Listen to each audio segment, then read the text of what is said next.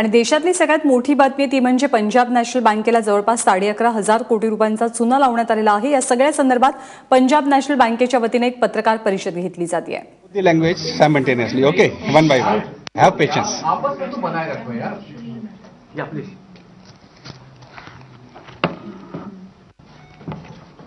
A very good afternoon to all of you.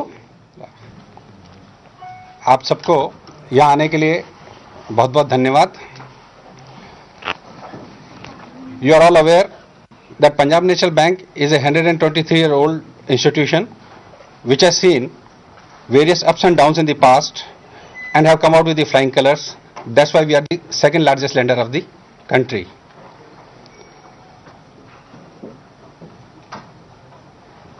आपको मालूम है पंजाब नेशनल बैंक 123 वर्ष पुराना बैंक है जिसकी जन्म स्वदेशी आंदोलन के दौरान लाला लाजपत राय स्वतंत्रता सेनानी के द्वारा किया गया था और पिछले 123 वर्षों में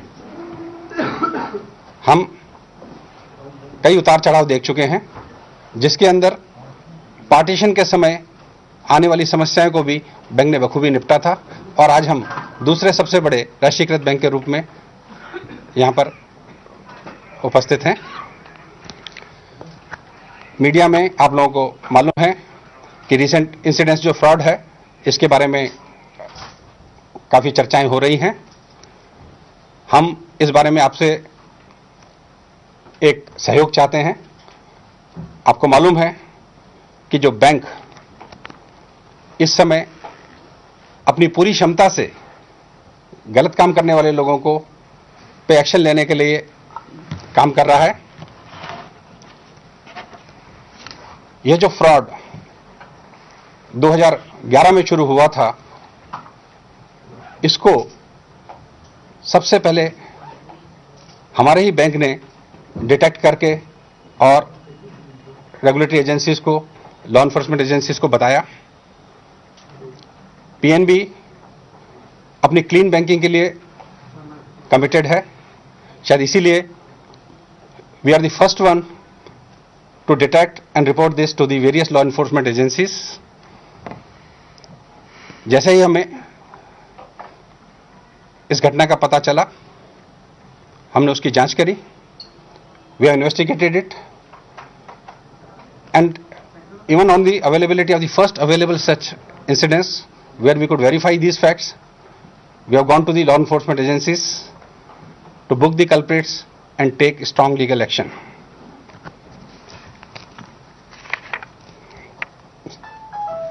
You are fully aware that we have kept all the members informed about the developments. All the member banking sector, जो भी हमारे lenders हैं, हमने उन सबको इसमें इन्फॉर्म करके रखा है, उनको एडवाइजरी भी दी है। सबसे पहले हमने ही इसको डिस्क्लोजर नॉर्म्स के अंदर सेबी को भी बताया है। तो ये सब बातें हमारी क्लीन बैंकिंग का जो एजेंडा है, जो भारत सरकार ने हमें एक दायित्व सौंपा है, रिस्पॉन्सिबल एंड रिस्पॉन्सिव बैंकिंग, उसके अंतर्गत हम कार्रवाई कर रहे हैं। और हम देख रहे हैं कि जहां पर भी कोई ऐसी चीज हमारे सामने आती है, उसको हम बहुत स्ट्रांगली एक्शन उसके ऊपर लेके, चाहे वो कस्टमर हो, चाहे हमारा स्टाफ हो, इस सिस्टम को हम ठीक करेंगे। जहां तक बैंक का प्रश्न है, हमारे बैंक के पास आकार भी है और क्षमताएं भी हैं इस समस्या से निपटने की। The bank has the capabilities and the capacities to come out this situation. आपने आज के मीडिया कवरेज में देखा होगा कि हमारे द्वारा जो एफआईआर लॉन्च की गई हैं और जो कंप्लेंट लॉन्च की गई हैं डिफरेंट एजेंसीज को, उसके अंतर्गत आज भी जो इन्वॉल्व ग्रुप्स हैं उनके एस्टेब्लिशमेंट पर रेड की कार्रवाई की गई है। डॉक्यूमेंट्स को, रिकॉर्ड्स को सीज किया जा रहा है और बैंकों के फाइनेंशियल इंटरेस्ट को प्रोटेक्ट करने का प्रयास किया जा रहा है।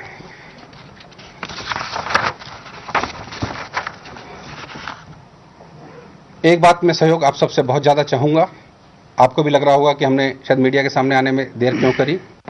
हम नहीं चाहते कि ये बहुत सेंसिटिव इशू है और हम ज़्यादा बात इस बारे में कह के जो डिफरेंट स्टेक होल्डर्स हैं उनकी जो सिविल और क्रिमिनल लाइबिलिटीज़ हैं उसको इफेक्ट करें और हम इन्वेस्टिगेटिंग एजेंसीज के कार्य में बाधा बने।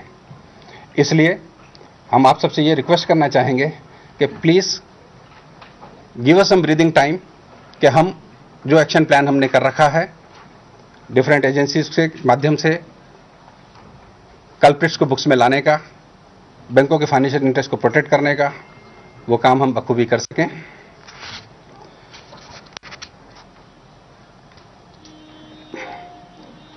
एक चीज मैं आपको और बताना चाहूंगा कि हमारे बैंक ने सिर्फ कस्टमर पे ही शिकायत नहीं करी है, जो हमारा स्टाफ भी इसके अंदर इन्वॉल्व है, जो स्टाफ मेंबर मिस्टर शेट्टी और जो दूसरे क्लर्क उसमें इन्वॉल्व थे, दोनों को भी हमने क्रिमिनल कंप्लेंट का पार्ट बनाया है और जिनमें सुपरवाइजरी लेप्सेस में कमी रखी है उन स्टाफ पे भी हमने काफी एक्शंस लिए हैं।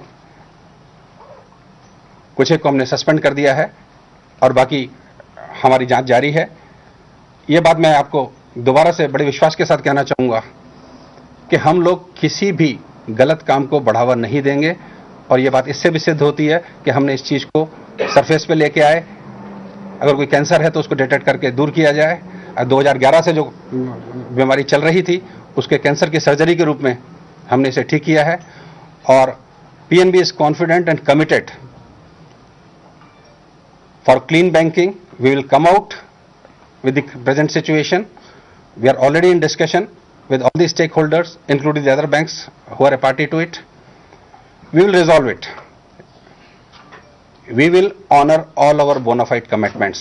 हम अपने सभी bona fide commitments का honor करेंगे और हमारे जितने भी बैंकर्स हैं और साथी हैं जो स्टेक होल्डर्स हैं उनके साथ जो जो हमारे कमिटमेंट्स हैं that we will be able to honor. Only thing we would like the enforcement agencies to do their job, to investigate the matter and come up with the results, जिससे हम आपस में डिसाइड कर सकें कि yes, what should be the next course of action. मैं यहाँ पर उपस्थित हमारे मीडिया के सभी साथियों को बहुत बहुत धन्यवाद दे रहा हूँ जिन्होंने हमारे शॉर्ट नोटिस पे यहाँ आकर हमें ये मौका दिया, हमें अपनी बात कहने का, कि हम अपनी पोजीशन को क्लैरिफाई कर सकें। Please convey this message to all the stakeholders that PNB is pursuing clean banking, responsive banking, and we will not shirk in our responsibility in putting all the customers or our staff to the task if we found any fraudulent or unethical practices are being performed in the bank. Sir, Ruchi Bhatia from ET now. As we speak, sir, the RBI has said that PNB should pay the entire 11,300 crore rupees to counterparty lenders. What is the decision that PNB has taken on this matter, sir? जैसा कि मैंने आपको बताया, ये सब matter under investigation है। We will see what's is our responsibility and what's our regulator say. We'll definitely comply.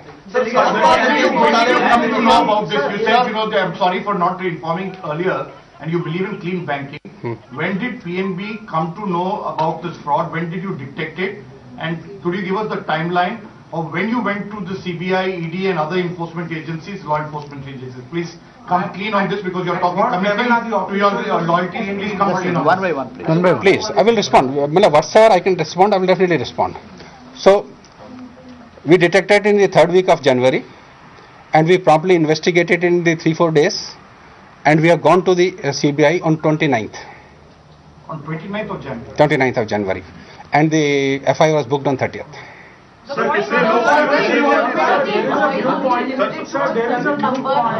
raw tax very much higher than the higher? One by one, please.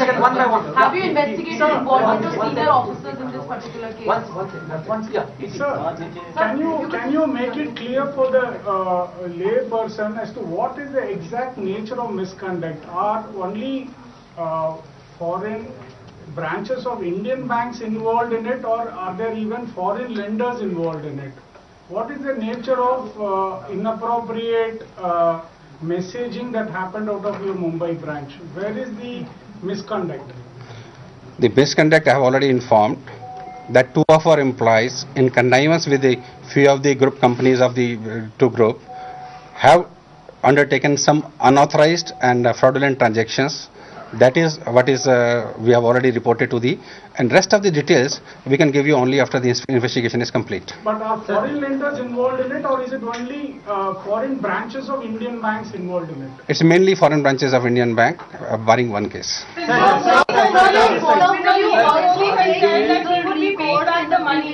you also take legal recourse, sir, in this matter?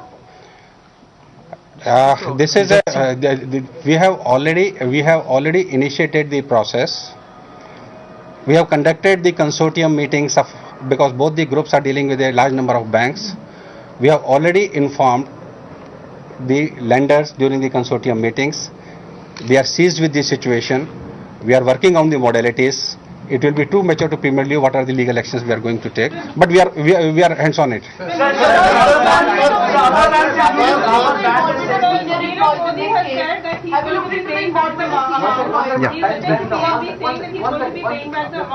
Secondly, SEBI has asked you all to take action. What is the action that you are taking, and what have you informed SEBI as to what action you are taking so far? I think information to SEBI was given in time. Another issue, involvement. I think you all will agree, you can't say anybody unless and until the investigation process is complete. But yes, we will not spare anybody, may it be junior or may it be senior, we will take them to the task.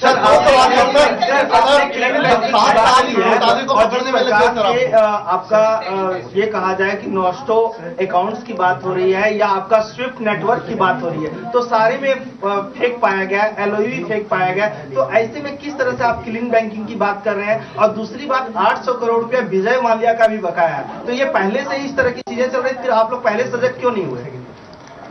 मैं आपको दो बात कहना चाहूंगा। एक बात जो आपने प्रश्न किया है कि स्विफ्ट नेटवर्क के बारे में, जब कोई एम्प्लॉय अगर हमारे फाइनेंशियल ट्रांजैक्शन करता है और कोई गलती करता है और वो सिस्टम जो है वो हमारे जो सीबीएस सिस्टम के अंदर उसको एंटर नहीं करता है, तो उस तरह से वो गलती उसने फ्रॉडलेंट एक्टिविटी करी है और इसीलिए उसका नाम सीबीआई में दिया भी गया है. So we have gone for that purpose only. Clean banking, what you are saying, what we mean is, if any unethical thing or any fraudulent activity made by staff, made by our customer, it comes to our notice, we will not leave anything to be book them for pursuing this agenda. So, one by one. Is the amount be higher than Madam, you have asked so many questions, please. Also, has Nirav Modi given in writing that he is ready to pay back the money? Well, they have not come out with any concrete plan to repay so far, but they are coming out with some vague offers which are under examination. Sir, is there any issue with the Finacle system? Since what happened was that the transaction was recorded in the SWIFT messaging, but it didn't reflect in the CBS. So there is no integration between the two systems. So are we going to do anything to plug that loophole? तर बँकेची फसवणूक झालेली आहे, परंतु बँकेचे खातेधारक, बँकेचे stake holders या कोणीही चिंता करू नये. तपास यंत्रणा आपलं काम करत आहे. बँक सुद्धा त्यांना सर्वतोपरी मदत करत असल्याचं या बँकेचे एमडी त्यांनी स्पष्ट केलेलं आहे.